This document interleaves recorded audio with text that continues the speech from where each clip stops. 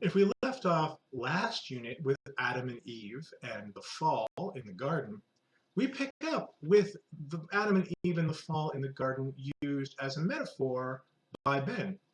And well, it should be. Ben is actually writing only about 15 years, 14 years um, after Paradise Lost is first published, and Paradise Lost is an immediate, enormous hit. But her vision of the fall is very different. And here it is used, as it is frequently used by European colonizers, to describe the indigenous people they meet in South America, but really all over the world. So we're discussing the nakedness on page 11. And though they are all thus naked, if one lives forever among them, there is not to be seen an indecent action or glance, and being continually used to see one another so unadorned, so like our first parents before the fall, it seems as if they had no wishes, there being nothing to heighten curiosity. But all you can see, you see at once, and every moment see, and where there is no novelty, there can be no curiosity. Not that but that I've seen a handsome young Indian dying for love of a very beautiful young Indian maid, but all his courtship was to fold his arms, pursue her with his eyes, and sighs were all his language, while she, as if no such lover were present, or rather if she desired none such, carefully guarded her eyes from beholding him and never approached him, but she looked down with all the blushing modesty I've seen in the most severe and cautious of our world. Our world, who is the us here? It is the English. It is the white people. Our world, not their world. We're describing geographic regions as worlds, where the non-white people are from other worlds. This will be repeated later when Orinoco is brought to our world. A few things are happening here. One is the 18th century idea of the noble savage, which is extremely patronizing in many ways. It goes with a different idea of human nature. If Milton and the Puritans like him, who are still very much around and about, believed in that man was fundamentally corrupt, that you're born bad. You're born bad, and the only thing that can save you is a particular kind of religious transformation. There becomes an idea in the long 18th century that man is born good, that you're born naturally good, and then you are ruined by society, by other people. This is still a very familiar and influential idea. You've heard this idea before because it has real legs. It's been going around for a long time. Only in this idea can there be a noble savage. Therefore, the idea is that look at those non-European people, those uncivilized people. They are naturally good and, more importantly, innocent because they have no culture. Okay, everybody has a culture. Let's just step back here, Aphra. Everybody has a culture. Everyone has a society. Everybody was raised by other people. You need to believe in the noble savage to believe in Tarzan. If you haven't read Tarzan itself, the books themselves, you might find they're surprisingly, well, it's about a white person who is raised by apes and solves all of the Africans' problems for them. Okay, the idea that you're born good is used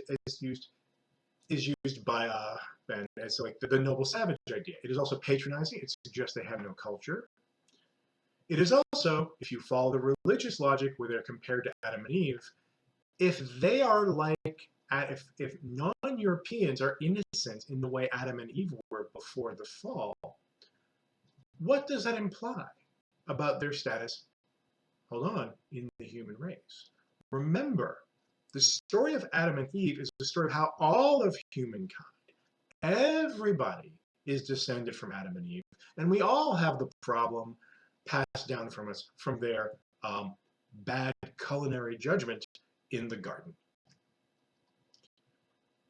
If Europeans still bear the taint of Adam and Eve, but Indians in South America do not, what is that implying about the relationship between them? If the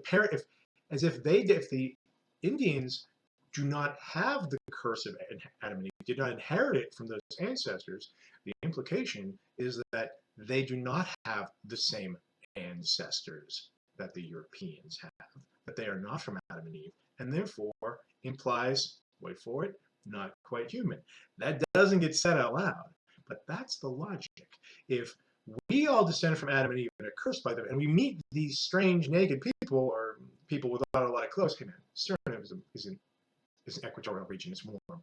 There's no surprise people living there before the Europeans got there aren't like dressing in layers. We meet these people and they are like Adam and Eve before the fall, then the idea is they are a different kind. They are not part of the human family that we are part of. And once you start accepting that premise, all kinds of bad behavior follows. It's also the case, but I would also look back, what's really dangerous here is the idea that they're innocent. It's the idea that later we'll play the idea that the Indians cannot lie. It has never been the case. There are no cultures where people can't lie. Nomads can lie. You don't need to live in a big city to learn how to lie. This is a fantasy that the Europeans like to inscribe upon non-European people. I will also point out here that they inscribe it generally, that Ben actually, the same fantasy she has for the Surinamese, she has for the Africans. And the Africans behave in ways that are sometimes about European fantasies about the Turks or people further east than that. That there are Europeans and there are everyone else.